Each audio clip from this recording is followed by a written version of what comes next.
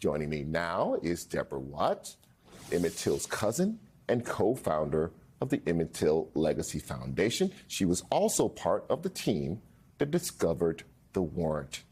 Ms. Watt, this is just a fascinating story and unbelievable on some level. Just walk us through, why did you and the team decide to even search the Mississippi courthouse basement, and how did you come across this warrant? Well, thank you, first of all, for having me on to discuss this with you. We're astonished as well. Our attempt to try to bring justice delayed, has been justice denied.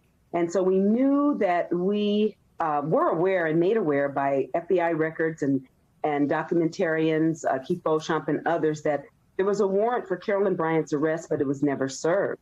And so as an effort to try to find that warrant, and with the hopes of having it executed properly, that we could have full accountability, particularly for those that are living and that were a part of the abduction, the kidnapping, and lynching of Emmett Lewis Till.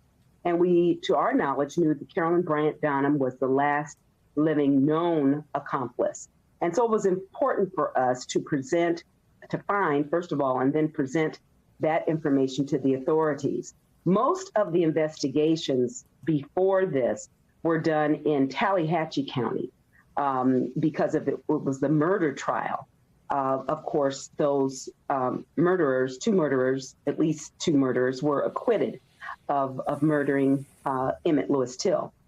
There wasn't much attention paid to the kidnapping portion. And so we thought that was one element that was an important element that we should pursue. And so I lead the Emmett Till Legacy Foundation. I'm a cousin of Emmett Till, along with my daughter, one of our ambassadors, Kali Rashid, along with another ambassador, Melissa Ernest, and award-winning filmmaker Keith Beauchamp, as a continuation of some of his efforts to get the case reopened in 2004. We happened upon the LaFleur County Courthouse with the help and support of our illustrious legal counsel, Jaribu Hill, allowing us and asking for access to it. We decided for the second time to go in that search in the basement.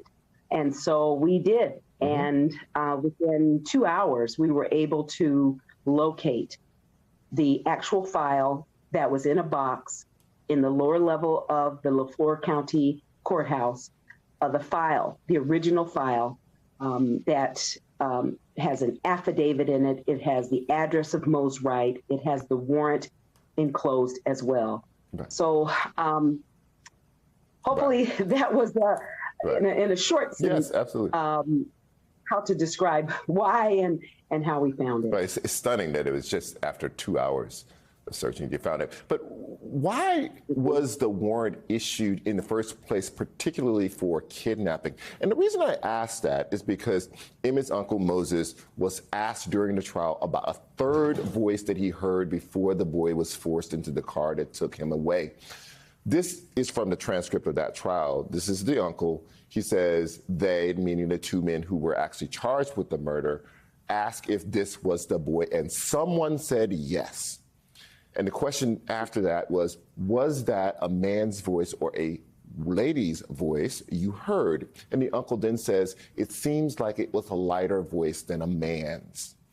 Is the implication here that Donham herself was being charged with being the third person in the car that night that took Emmett Till from that house?